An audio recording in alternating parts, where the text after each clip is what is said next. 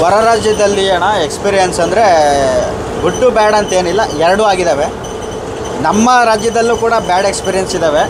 ಹೊರ ರಾಜ್ಯದಲ್ಲಿ ಒಳ್ಳೆ ಎಕ್ಸ್ಪೀರಿಯೆನ್ಸು ಆಗಿದ್ದಾವೆ, ಕೆಟ್ಟವು ಆಗಿದ್ದಾವೆ. ಒಂದೊಂದು ಕಡೆ ಅನಿಸುತ್ತೆ ನಾನು ಬಂದು ಒಳ್ಳೆ ಕೆಲಸ ಮಾಡ್ಕೊಂಡೆ, ನಾನು ಡ್ರೈವಿಂಗ್ ಫೀಲ್ಡಿಗೆ ಬರಲಿಲ್ಲ ಅಂದರೆ ನಾನೇನು ಮಾಡ್ಕೊಳಕ್ಕೆ ಆಗ್ತಿರಲ್ಲ, ಬೇರೆ ಕಡೆ ಹೋಗಿದ್ರೆ ಅನ್ನೋ ಥರನೂ ಐತೆ. ಆಮೇಲೆ ಕೆಲವೊಂದು ಟೈಮಲ್ಲಿ ಬಂದು ಈ ಜೀವನ ಬೇಕಾಗಿತ್ತಾ, ಬೇರೆನೋ ಮಾಡ್ಕೊಬೋದಿತ್ತಲ್ವಾ, ಇದನ್ನೇ ಯಾಕೆ ಆಯ್ಕೆ ಮಾಡ್ಕೊಂಡೆ ಅನ್ನೋ ಥರನೂ ಆಗೈತೆ. ಅವ್ರ ಮೇಲೆ ಹೊಡೆಯೋಕೆ ಹೋಗೋನೆ ಅಂದರೆ ಅಟ್ಯಾಕ್ ಮಾಡ್ತಿರೋ ತಪ್ಪಿಸ್ಕೊಳ್ಳೋಕೆ ಹೋಗೋನೆ. ಅಷ್ಟರಲ್ಲಿ ಯಾವಾಗ ಇವನು ತಪ್ಪಿಸ್ಕೊಳ್ಳೋಕ್ಕೆ ಸ್ಟಾರ್ಟ್ ಮಾಡ್ದ, ಆ ಟೈಮ್ಗೆ ಆ ಚೂರಿನ ಚಾಕುನ ತಗೊಂಬಿಟ್ಟು ಅವ್ನು ಚುಚ್ಬಿಟ್ಟು ಸಾಯಿಸೋಗ್ಬಿಟ್ಟವ್ರೆ.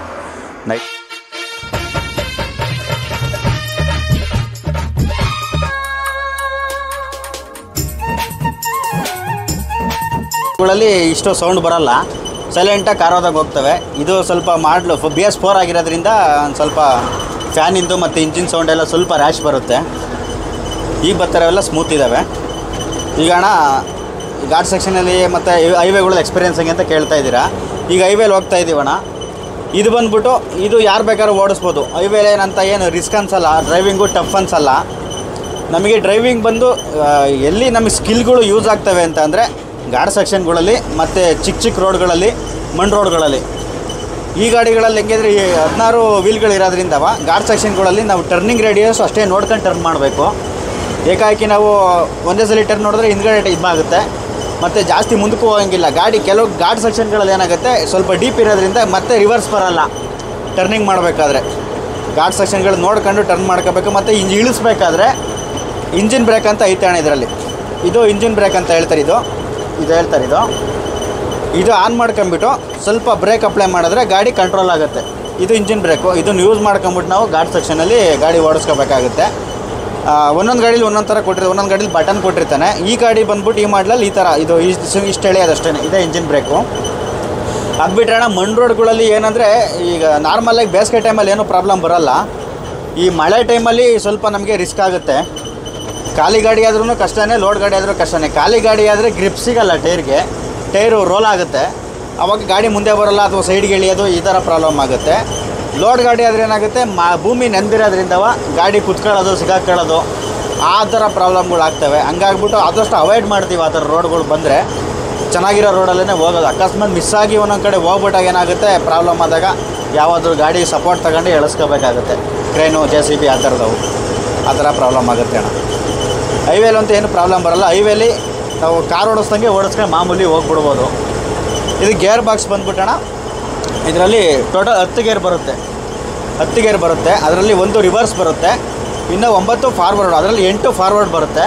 ಒಂದು ಸಿ ಗೇರು. ಸಿ ಗೇರ್ ಅಂದರೆ ಕ್ರೋಲರ್ ಗೇರ್ ಅಂತ.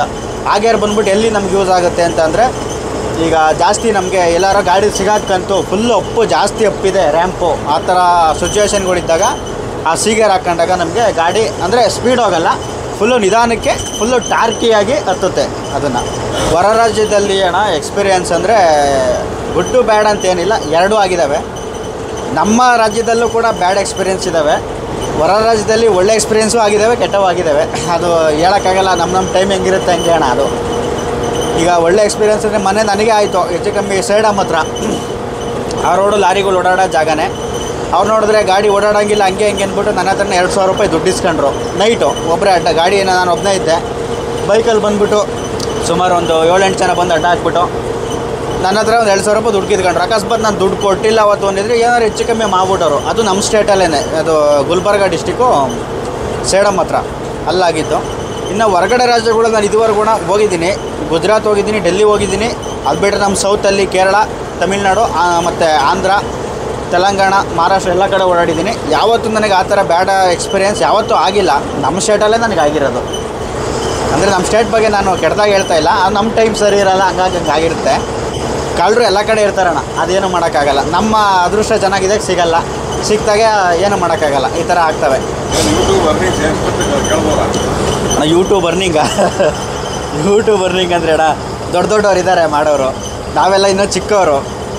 ಯೂಟ್ಯೂಬ್ ಅರ್ನಿಂಗ್ ಅಂತಂದರೆ ಅದರಲ್ಲಿ ಏನಂತ ಏನು ಹೇಳ್ಕೊಳ್ಳೋಂಥದ್ದೇನು ಬರಲ್ಲ ಅಣ್ಣ. ನಾವು ಮಾಡ್ತಾ ಇರೋ ಟೈಮ್ ಪಾಸ್ಗೆ ಏನೋ ಒಂದು ಎಕ್ಸ್ಪೀರಿಯೆನ್ಸು ಬೇರೆಯವ್ರಿಗೆ ಗೊತ್ತಾಗಲಿ ಅಂದ್ಬಿಟ್ಟು, ಅದರಲ್ಲಿ ಏನು ಅಂಥ ದೊಡ್ಡ ಅರ್ನಿಂಗ್ ಏನು ಬರ್ತಾಯಿಲ್ಲ.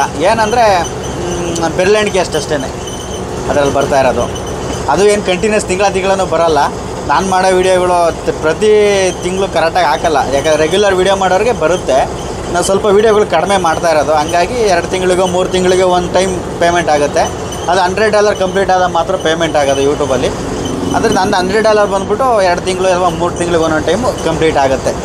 ಆ ಥರ ನಾನು ಡ್ರೈವಿಂಗ್ ಫೀಲ್ಡ್ ಬಂದಿರೋದ್ರಿಂದ ನನಗೇನಾಗೈತೆ ಅಂದರೆ, ಒಂದೊಂದು ಕಡೆ ಅನಿಸುತ್ತೆ ನಾನು ಬಂದು ಒಳ್ಳೆ ಕೆಲಸ ಮಾಡ್ಕೊಂಡೆ, ನಾನು ಡ್ರೈವಿಂಗ್ ಫೀಲ್ಡಿಗೆ ಬರಲಿಲ್ಲ ಅಂದರೆ ನಾನೇನು ಮಾಡ್ಕೊಳಕ್ಕೆ ಆಗ್ತಿರಲ್ಲ, ಬೇರೆ ಕಡೆ ಹೋಗಿದರೆ ಅನ್ನೋ ಥರನೂ ಐತೆ.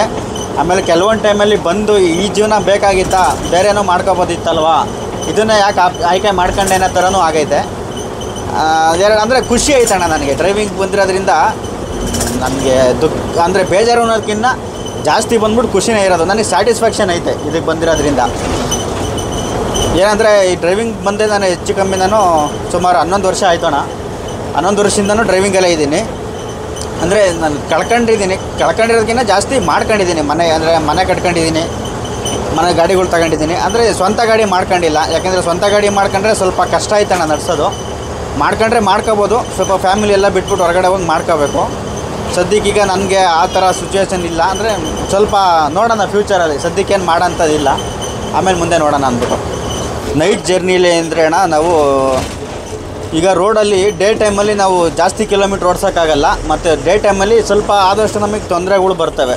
ಈಗ ಟ್ರಾಫಿಕ್ ಸಮಸ್ಯೆ ಆಗ್ಬೋದು, ಅಥವಾ 2 ವೀಲರ್ ಅವ್ರು ಸಡನ್ನಾಗಿ ಬರೋದಾಗ್ಬೋದು, ಅಥವಾ ಇನ್ನೊಂದು ಏನಾದರೂ ಪೊಲೀಸು RTO ಅವು ಏನೇ ಆಗ್ಬೋದು. ಡೇ ಟೈಮಲ್ಲಿ ರೋಡ್ಗಳು ಸಾಗಲ್ಲ ಜಾಸ್ತಿ. ನೈಟ್ ಟೈಮ್ ಏನಾಗುತ್ತೆ ಅಂದರೆ ರೋಡ್ ಫುಲ್ಲು ಖಾಲಿ ಇರುತ್ತೆ. ನಾವು ಜರ್ನಿ ಎಷ್ಟು ದೂರ ಇಂತ ಅಂದ್ಕೊಂತೀವೋ ಕವರ್ ಮಾಡ್ತೀವಿ ಅಂತ ಅಷ್ಟು ಕಂಪ್ಲೀಟ್ ಕವರ್ ಮಾಡ್ಬೋದು. ಅಂದರೆ ಏನಂದರೆ ರಿಸ್ಕ್ ಇರಲ್ಲ, ನಿದ್ದೆ ಒಂದು ಗೆಡಬೇಕು ಅಷ್ಟೇ.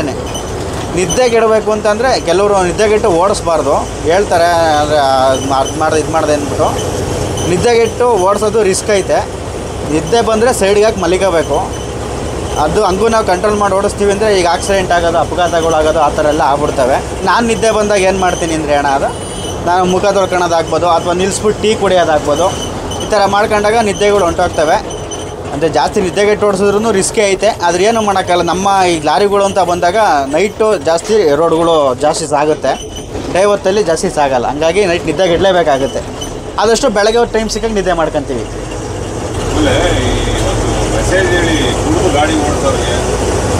ಕುಡಿದು ಗಾಡಿ ಓಡಿಸೋದ್ರ ಬಗ್ಗೆ ಅಂತಂದರೆ ಅದು ಭಾಳ ದೊಡ್ಡ ತಪ್ಪು. ಅದು ಬೇಕಾದ್ರೆ ಕುಡಿದ್ರೂ ಸೈಡ್ಗೆ ಹಾಕಿ ಮಲಿಕೊಂಬಿಟ್ರೆ ಒಳ್ಳೆಯದು. ನಾನು ಎಷ್ಟೋ ಆಕ್ಸಿಡೆಂಟ್ಗಳು ನೋಡ್ತಾ ಇದ್ದೀನಿ. ಆಲ್ಮೋಸ್ಟ್ ಮೇಜರೆಲ್ಲ ಕುಡ್ದೇ ಆಕ್ಸಿಡೆಂಟ್ ಆಗಿದ್ದಾವೆ, ಬೇಜಾನಿದ್ದಾವೆ. ಏನಾಗುತ್ತೆ ಅಂದರೆ ಅದು ಏನಕ್ಕೆ ಕುಡಿದ ಗಾಡಿ ಓಡಿಸ್ತಾರೆ ಅಂತ ಗೊತ್ತಿಲ್ಲ. ಬೇಕಾದ್ರೆ ಕುಡಿದ್ಬಿಟ್ಟು ಮಲಿಕೊಂಬಿಡ್ಲಿ, ಭಾಳ ದೊಡ್ಡ ತಪ್ಪು ಅಣ್ಣ ಅದು. ಕುಡಿದ್ಬಿಟ್ಟು ಗಾಡಿ ಓಡಿಸೋದು, ಕುಡಿದ್ಬಿಟ್ಟು ಗಾಡಿನೇ ಹತ್ತಬಾರ್ದು. ಅದೊಂದು ಏನಂದರೆ ಒಂದು ಸೆನ್ಸಾರ್ ಥರ ಮಾಡಿಸ್ಬಿಡ್ಬೇಕು ಕುಡಿದ್ಬಿಟ್ಟು ಹತ್ತದಂಗೆ. ಈಗ ಕೆಲವೊಂದು ಈಗ ಬರ್ತಾರೆ ಗಾಡಿಗಳಲ್ಲಿ, ಭಾರತ್ ಬೆಂಜ್ ಗಾಡಿ ಆ ಥರ ಓಲ್ವಾ ಗಾಡಿಗಳಲ್ಲಿ ಬಿಟ್ಟಿದ್ದಾರೆ. ಅವರೇಂದ್ರೆ ಡ್ರಿಂಕ್ಸ್ ಮಾಡಿ ಒಳಗಡೆ ಬಂದರೆ ಸೆನ್ಸಾರ್ ಆಗ್ಬಿಟ್ಟು ಗಾಡಿನ ಇಗ್ನಿಷನ್ ಸ್ಟಾರ್ಟ್ ಆಗೋಲ್ಲ, ಆ ಥರ ಬಿಟ್ಟವ್ರೆ. ಅದಿದ್ದರೆ ಒಳ್ಳೇದದು. ಯಾಕಂದರೆ ಆಕ್ಸಿಡೆಂಟ್ ಆಗೋದೇ 90% ಕುಡಿದು ಗಾಡಿ ಓಡಿಸೋದ್ರಿಂದ. ಅದು ನಮಗೂ ತೊಂದರೆ, ಬೇರೆ ರೋಡಲ್ಲಿ ಬರೋ ಆಪೋಸಿಟ್ ಅವ್ರಿಗೂ ಪಾಪ ಅಮಾಯಕರ ಜೀವ ತೆಗೆದಂಗೂ ಆಗ್ಬಿಡುತ್ತೆ. ಅದು ತೊಂದರೆ. ಎಷ್ಟೋ ಆಕ್ಸಿಡೆಂಟ್ಗಳು ಆಗ್ತವೆ. ಅದು ತಪ್ಪು, ಅದು ಮಾಡಬಾರ್ದು. ಲಾರಿ ಡ್ರೈವರ್ಸ್ ಅಂದ್ರೆ ಅಣ್ಣ, ಈಗ ನಮ್ಮ ದೇಶಕ್ಕೆ ಸೈನಿಕರಂಗೆ, ನಮ್ಮ ರೈತರಂಗೆ, ಅದೇ ಥರ ನಾವು ಡ್ರೈವರ್ಗಳು. ಯಾಕಂದರೆ ಈಗ ರೈತರು ಬಂದು ಬೆಳೆದಿರೋ ಭೂಮಿನ ನಾವು ಪ್ರತಿಯೊಂದು ಮನೆಗೂ ಸಾಗಿಸ್ಬೇಕು ಅಂದರೆ ಟ್ರಾನ್ಸ್ಪೋರ್ಟೇಷನ್ ನಮಗಿತ್ತು. ಈಗ ಗೂಡ್ಸ್ ಗಾಡಿಗಳು ಬೇಕೇ ಬೇಕು. ಹಾಗಾಗಿ ಎಲ್ಲ ಡ್ರೈವರ್ಸ್ಗಳು ಅವ್ರಿಗೆ ಏನಂದರೆ ಒಂದು ಸೆಲ್ಯೂಟ್ ಅಂತಲೇ ಹೇಳ್ಬಿಡ್ತೀನಿ ಅಣ್ಣ.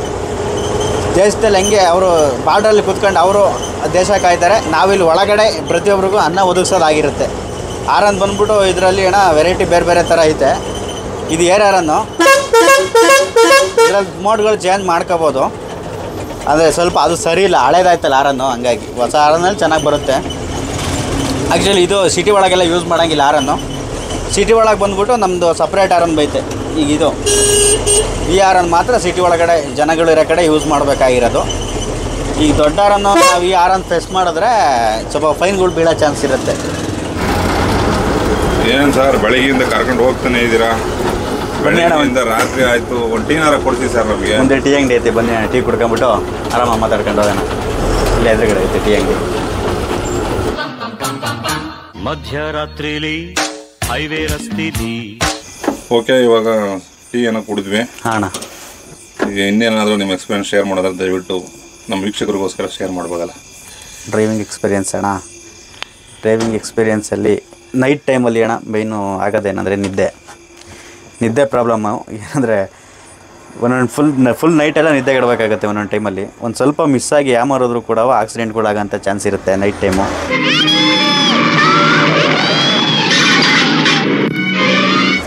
ಭಾಳ ಹುಷಾರಾಗಿ ಓಡಿಸ್ಕೋಬೇಕು ನೈಟ್ ಟೈಮಲ್ಲಿ. ನೈಟ್ ಟೈಮ್ ಅದೇ ಈ ಥರ ಟೀ ಕುಡ್ಕೊಂಬಂದವಲ್ಲ ಆ ಥರ ಟೀ ಕುಡ್ಕೊಂಬರೋದಾಗ್ಬೋದು, ಅಲ್ಲ ಮುಖ ತೊಳೆಯೋದಾಗ್ಬೋದು, ಏನೋ ಒಂದು ಮಾಡ್ಕೊಂಡಿಲ್ಲ ಸಾಂಗ್ ಕೇಳ್ಕೊಂಡು ನಿದ್ದೆ ಕಂಟ್ರೋಲ್ ಮಾಡ್ಕೋಬೇಕಾಗತ್ತೆ. ತೀರಾ ನಾನೇನು ಮಾಡ್ತೀನಿ, ನಿದ್ದೆಗಳು ಕಂಟ್ರೋಲ್ ಮಾಡೋಕ್ಕಾಗೋದೇ ಇಲ್ಲ ಅನ್ನೋ ಸಿಚುವೇಶನ್ ಬಂದಾಗ ಸೈಡ್ ಹಾಕ್ಬಿಟ್ಟು ಮಲಗಿಬಿಡ್ತೀನಿ ಒಂದು 2 ಅವರು. ಯಾಕೆಂದರೆ ರಿಸ್ಕ್ ತಗೊಳಕ್ಕೆ ಹೋಗ್ಬಾರ್ದು ನಾನು ಡ್ರೈವಿಂಗಲ್ಲಿ ನೈಟ್ ಟೈಮಲ್ಲಿ. ಆಮೇಲೆ ಇನ್ನೊಂದು ಏನಾದರೂ ಒಬ್ಬೊಬ್ಬರು ಇರೋದ್ರಿಂದ ನೈಟ್ ಟೈಮಲ್ಲಿ ಈಗ ಬಂದ್ಬಿಟ್ಟು ಈಗ ಅಟ್ಯಾಕ್ ಮಾಡೋದು, ಕಳ್ಳರುಗಳು, ಇಲ್ಲ ಲೋಡ್ ಇದ್ದರೆ ಮೂಟೆಗಳು ಹೊಡಿಯೋದು, ಅಥವಾ ರೋಡಲ್ಲಿ ಬಂದ್ಬಿಟ್ಟು ರಾಬ್ರಿ ಮಾಡೋದು, ಮೊಬೈಲ್ಗಳು, ದುಡ್ಡು, ಪರ್ಸು ಎಲ್ಲ ಕಿತ್ಕೊಂಡು ಹೋಗೋವಂಥದ್ದು ಅವು ಕೂಡ ಮಾಡ್ತಾರೆ. ನನಗೂ ಆಲ್ರೆಡಿ ಮೊನ್ನೆ ಒಂದು ಆಯಿತು. ಯಾವುದೋ ರೋಡಲ್ಲಿ ಸಿಮೆಂಟ್ ಫ್ಯಾಕ್ಟ್ರಿ ಹೋಗ್ತಾ ಇದ್ದಾಗ ಬಂದು ಅಡ್ಡ ಹಾಕ್ಬಿಟ್ಟು ಈ ರೋಡಲ್ಲಿ ಬರೋಂಗಿಲ್ಲ ಹಂಗೆ ಹಿಂಗೆ ಅಂದ್ಬಿಟ್ಟು ನನ್ನ ಹತ್ರನೇ 2,000 ರೂಪಾಯಿ ದುಡ್ಡು ಕಿತ್ಕೊಂಡು ಹೋದರು. ನೈಟ್ ಟೈಮಲ್ಲಿ ಏನೋ ಇಬ್ಬರಿದ್ರೆ ಏನು ಪರವಾಗಿಲ್ಲ, ಆದಷ್ಟು ಅಂದರೆ ಇಬ್ಬರಿದ್ರೂ ಬಿಡಲ್ಲ. ಅವರು ಲೋಕಲ್ ಅವರಾಗಿರ್ತಾರೆ, ಸುಮಾರು ಜನ ಬಂದು ಸೇರ್ಕೊಂಬಿಟ್ಟು ಅಟ್ಯಾಕ್ ಮಾಡೋ ಥರ ಮಾಡ್ತಾರೆ. ಆವಾಗ ನಾವೇ ಸ್ವಲ್ಪ ಆದಷ್ಟು ನಾವು ಬಿಡಿಸ್ಕೊಂಬರೋಂಥ ನೋಡ್ಕೋಬೇಕಷ್ಟೇ. ಹಿಂಗಾಗಿ ಮೊನ್ನೆ ಒಂದು ರಾಯಚೂರು ಹತ್ರ ಏನು ಮಾಡವ್ರೆ, ಯಾರೋ ಆಂಧ್ರ ಗಾಡಿಯವರು ಬಾರ್ಡ್ರ್ ಪಾಸ್ ಮಾಡಿ ಸೈಡ್ಗೆ ಹಾಕಿ ಮಲಗಿಬಿಟ್ಟವ್ರೆ.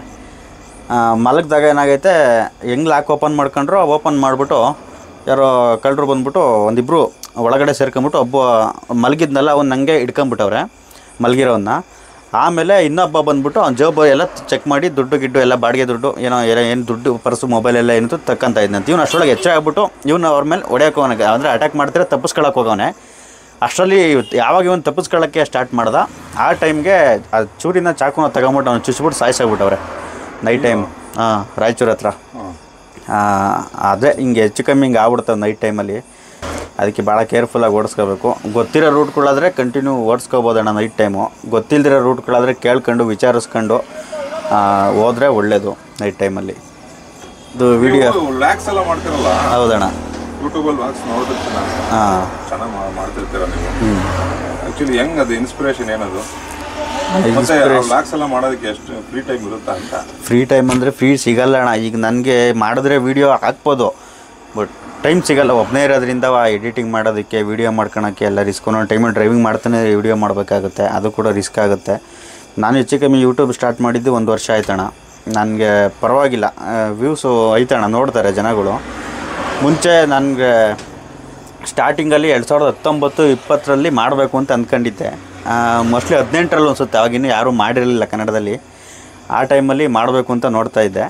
ಆದರೆ ಮಾಡೋಕ್ಕೆ ಅವಾಗ ಏನಾಯಿತು, ಆವಾಗಲೇ ಹೇಳ್ಬೇಕಂದ್ರೆ ದೂರಲ್ಲಿ ಹಂಗೆಲ್ಲ ಓಡಾಡ್ತಾ ಇದ್ದಿದ್ದು. ಆಗೆಲ್ಲ ಜಾಸ್ತಿ ಡೆಲ್ಲಿ ಸೈಡು, ಗುಜರಾತು ಮತ್ತು ಛತ್ತೀಸ್ಗಢ ಸೈಡೆಲ್ಲ ಓಡಾಡ್ತಾ ಇದ್ದಿದ್ದು.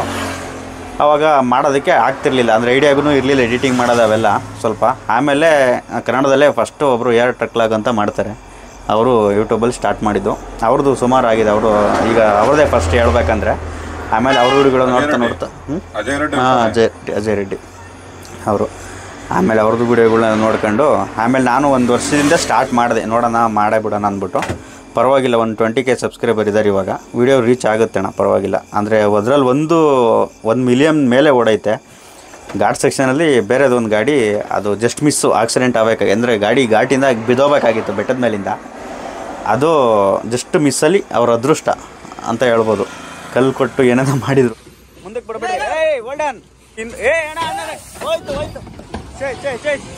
ಹಂಗಾಗಿ ಅದೊಂದು ವಿಡಿಯೋ ವೈರಲ್ ಆಯಿತು. ಅದೊಂದು ವಿಡಿಯೋಯಿಂದ ನನಗೆ ಸ್ವಲ್ಪ ರೀಚ್ ಸಿಕ್ಕಿದ್ದಣ್ಣ. ಅದಿಲ್ಲ ಅಂದಿದ್ರೆ ಸ್ವಲ್ಪ ಅಷ್ಟು ಸಬ್ಸ್ಕ್ರೈಬರ್, ಯಾಕಂದ್ರೆ ನನ್ನ ಕಂಟಿನ್ಯೂಟಿನೇ ಇಲ್ವಲ್ಲ ವೀಡಿಯೋದಲ್ಲಿ. ಡೈಲಿ 1 ಅಥವಾ 2 ದಿವಸಕ್ಕೆ 1 ಮಾಡಿದ್ರೂ ಕೂಡ ನಡೆಯುತ್ತೆ. ಅಂದರೆ ಮಾಡೋಕ್ಕಾಗಲ್ಲ ಅಣ್ಣ ಈ ಗಾಡಿಯಲ್ಲಿ.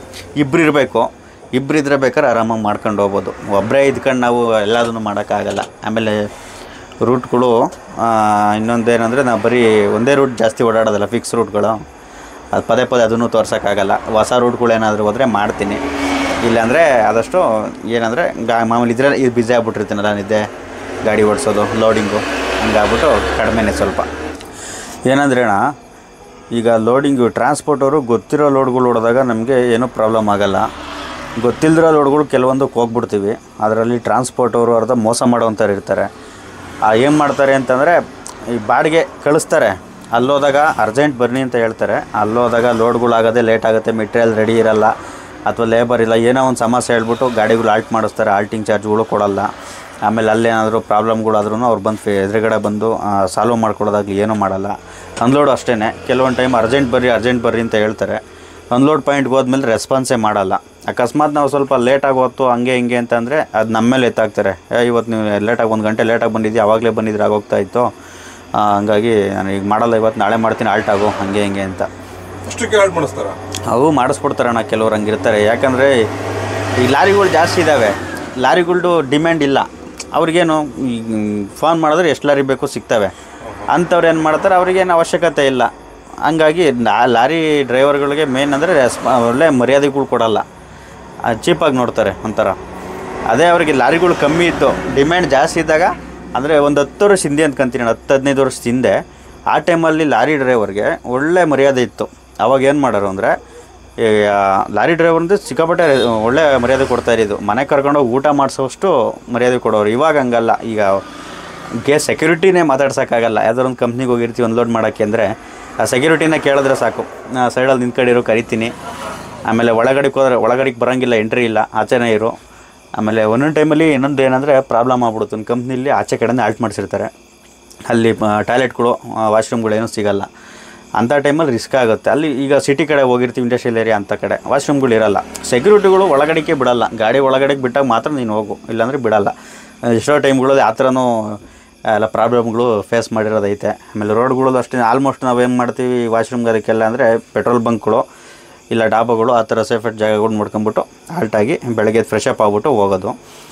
ಗೊತ್ತಿಲ್ಲದ ಕಡೆ ಹೋದಾಗ, ಹೊಸ ರೂಟ್ಗಳಿಗೆ ಹೋದಾಗ ಏನು ಮಾಡೋಕ್ಕಲ್ಲ, ಒಂದು ಸ್ವಲ್ಪ ಹೊತ್ತು ಅವೆಲ್ಲ ಕಂಟ್ರೋಲ್ ಮಾಡ್ಕೊಳ್ಳಬೇಕಾಗುತ್ತೆ, ಅಂಥ ಪರಿಸ್ಥಿತಿಗಳು ಇದ್ದಾವೆ.